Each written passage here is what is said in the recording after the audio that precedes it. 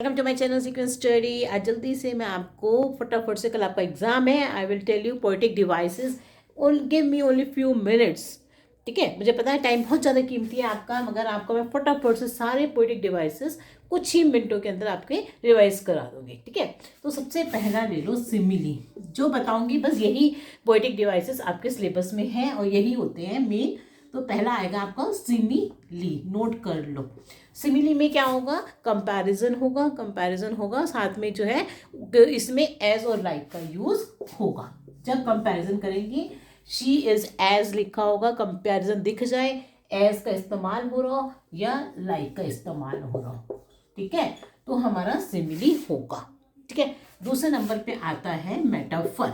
Metaphor में भी क्या है, आपकी कंपैरिजन होगी, मगर इसमें ऐसी कंपैरिजन होगी जब एज और लाइक का यूज नहीं होगा। ठीक है, जैसे कि कहीं भी सेंटेंसेस हो गए ना, तो इसमें है, मान लो एग्जाम्पल सिमिली के अंदर आपके ट्री जो पोएम है, ट्री में है कि लाइक न्यूली डिस्चार्ज पेशेंट्स, कि ब्रांचेस नहीं कर रही है, न्यूली डिस्चार्ज पेशेंट्स की तरह, तो लाइक का यूज कर दिया, तो वहाँ पे आपकी सिमिली हो जाएगी। ठीक है, मेटाफर के अंदर कई चीज, बहुत सारे पोएम में मेटाफर, सब ज़्यादातर पोएम्स में कुछ ना कुछ मेटाफर जरूर है, कंपैरिजन दे रखा है, मगर उसमें एज और लाइक का यूज नहीं किया हुआ, तो वहाँ पे मेटाफर आ जाएगा।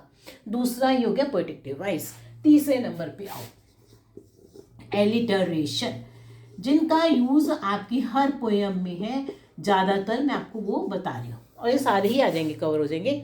एलिटरेशन में क्या होता है, जो पहला अक्षर होता है ना, अल्फ़ाबेट, अल्फ़ाबेट जो है वो रिपीट होता जाता है, उसकी आवाज़ रिपीट होती रहती है। कोई वर्ड हो रहा है लाउड, लाफ्टर, ला की आवाज़ आई जा रही है, तो वहाँ पर आप समझ रहे हैं ना कि कोई वर्ड एल से शुरू हो रहा है, फिर से एल से शुरू हो रहा है। एग्जाम्पल है एल, मतलब किसी से भी साउंड अल्फ़ाबेट से शुरू हो रहा है और वो रिपीट हो गया, वही आवाज़ पहला अल्फ़ाबेट सेम हो जाए, है ना, साथ साथ आ जाए जैसे कि। ठीक है, इसी तरह वो हो जाएगा हमारा एलिटरेशन। नेक्स्ट पे आ जाओ। अब अगला आता है हमारा रिपीटिशन। रिपीटिशन ये एलिटरेशन जैसा नहीं है। रिपीटिशन में क्या होगा ना, जैसे कि ऊपर कोई वर्ड दे रखा है सन, फिर अगले लाइन में फिर सन आ गया, उसी तरह से। तो आपको दो लाइनें दे दी और ये पूछा कि कौन सा पोएटिक डिवाइस है, तो आपका क्या हो जाएगा, रिपीटिशन हो जाएगा, कि ये जो वर्ड है सन, ऊपर भी रिपीट हो रहा है, फिर से रिपीट हो रहा है सन, तो बार बार जो शब्द रिपीट होगा, पूरा वर्ड रिपीट होगा, तो उसको कहते हैं रिपीटिशन। ठीक है, नेक्स्ट देखो अगला, इसी हो गया हमारे चार। अब आ जाओ पांचवे पे। पांचवे पे जो है देखो, फिफ्थ पोएटिक डिवाइस हमारा एनजैम्पमेंट है, एनजैम्पमेंट है, क्योंकि ये एक क्वेश्चन जरूर आता है पोएटिक डिवाइस के ऊपर, इसको लिटरेरी डिवाइस भी कहते हैं, ये जरूर आएगा। एनजैम्पमेंट में क्या होगा कि आपका अगली लाइन पे चला जाएगा, कोई भी लाइन दे रखी है, उसमें ना कोई कॉमा होगा ना फुल स्टॉप होगा, कोई भी पंक्चुएशन मार्क नहीं होगा। एक लाइन दे रखी है और आपको दो लाइनें दे दी हैं, उसमें क्या होगा कि उन दो लाइंस में आपको यहाँ पर दिखेगा कि कोई पंक्चुएशन मार्क का इस्तेमाल नहीं हो रखा, एक लाइन दूसरी लाइन के पास कंटिन्यूअस चलती जा रही है, तो उसको कहेंगे आप एनजैम्पमेंट। ठीक है, नेक्स्ट पे आ जाओ। कहीं कुछ जरा सा भी कोई भी प्रॉब्लम है, please ask, don't waste your time, I am always ready to help you out. Next पे आ जाओ, एनाफोरा। इसको नोट करते चलो आप, साथ साथ एक बार रिवाइज कर लेना। एनाफोरा, एनाफोरा क्या है, इसमें दो वर्ड या कोई एक वर्ड जो है सेंटेंस की जो स्टार्टिंग में होता है वो रिपीट करता है, दो शब्द, वो भी, मगर देखो रिपीटेशन में क्या होता है कि वो शब्द कहीं भी रिपीट कर सकता है लाइन के अंदर, पर एनाफोरा के अंदर ये स्टार्टिंग में ही रिपीटेशन होगा शब्दों का। एक पोएम है आपकी, उसके बाद नो सन करके लिखा है उसमें, फिर दोबारा से नो सन ऐसे करके लिखा है, तो ये स्टार्टिंग में ही लिखा है। तो जब स्टार्टिंग में ही जब दो शब्द रिपीट हो रहे हो या सिंगल शब्द भी रिपीट हो रहा हो, यहाँ पर अगर रिपीटिशन पहली लाइन में दूसरी लाइन में दो लाइनें दे रखी हैं, तो और उसमें रिपीटिशन स्टार्टिंग में हो रहा है, तो उसको एनाफोरा कहोगे, रिपीटिशन नहीं कहोगे। ठीक है, नेक्स्ट देखो, ये हो गया हमारा पांचवा या छठा जो भी है। अब नेक्स्ट पे आ जाओ, सेवेंथ वाले पे। इसमें आता है आपका दो वर्ड हो, ऑक्सीमोरोन, ऑक्सीमोरोन। ऑक्सीमोरोन वो ना पोएटिक डिवाइस है जिसमें दो वर्ड्स दे रखे हैं, मगर ये दोनों ही आपस में क्या है, ऑपोजिट है। ऑक्सीमोरोन का यूज़ आपके दो जो शुरू की पोएम्स हैं, वो how to tell wild animals, उसमें है शायद दो, मतलब उसी में ही आपका यूज़ है कि उसमें दे रखा है क्वाइट रेज, क्वाइट, और फिर यहाँ दे रखा है वर्ड रेज।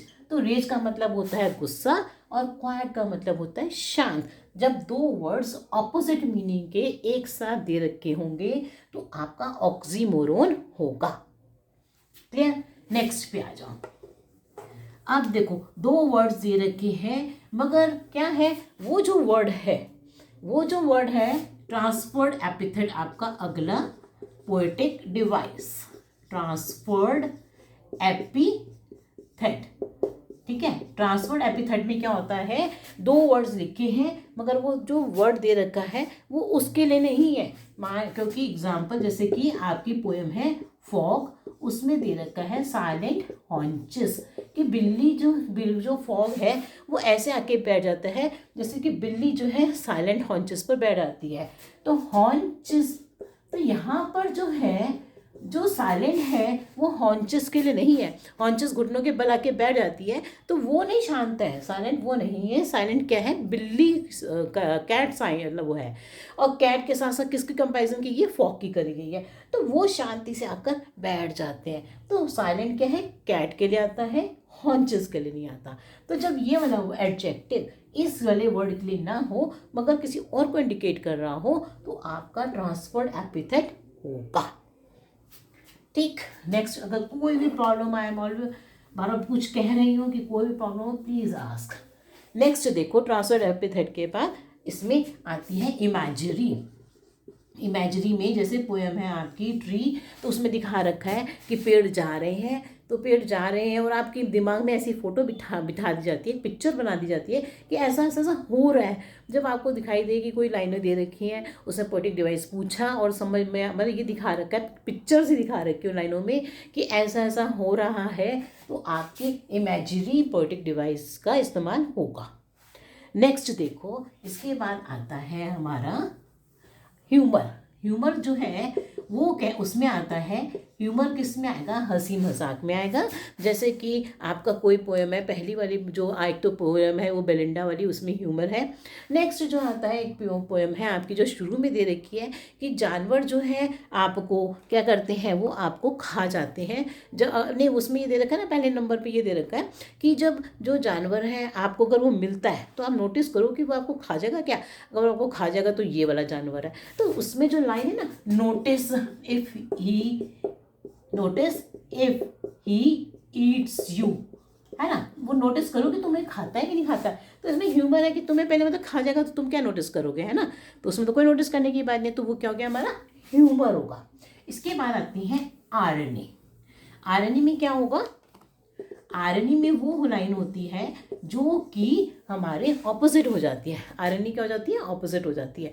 आयरनी में मतलब देखो वो पहले में ही है, ये जो मैं आपको बता रही हूँ कि वाइल्ड बीस्ट जो है, आपको देखो कि वो जो वाइल्ड बीस्ट है वो आपको क्या लगता है, ग्रीट कर लेता है। तो वो लाइन है, an a noble wild beast greets you, a noble wild beast greets you. तो वाइल्ड बीस्ट जो है आपको ग्रीट क्यों करेगा, खा जाएगा ना वो तो इसमें आयरनी है, अ नोबल, वाइल्ड, नोबल भी कह रहे हैं, वाइल्ड भी कह रहे हैं और बीस्ट भी कह रहे हैं। तो इसका क्या मतलब हुआ कि नोबल कैसे हो सकता है, वाइल्ड बीस्ट है ना, वाइल्ड भी है नोबल भी है। तो देखो अगर ये वर्ड हो ना, नोबल और वाइल्ड इकट्ठे लिखे हो तो ये ऑक्सीमोरोन भी हो सकता है कि नोबल और वाइल्ड इकट्ठे ऑपोजिट दे दिए। नोबल तो होता है बड़ा शांत सा, वाइल्ड होता है जंगली सा, तो इसमें ऑक्सीमोरोन भी है और आयरनी क्या है, इस पूरी लाइन में है।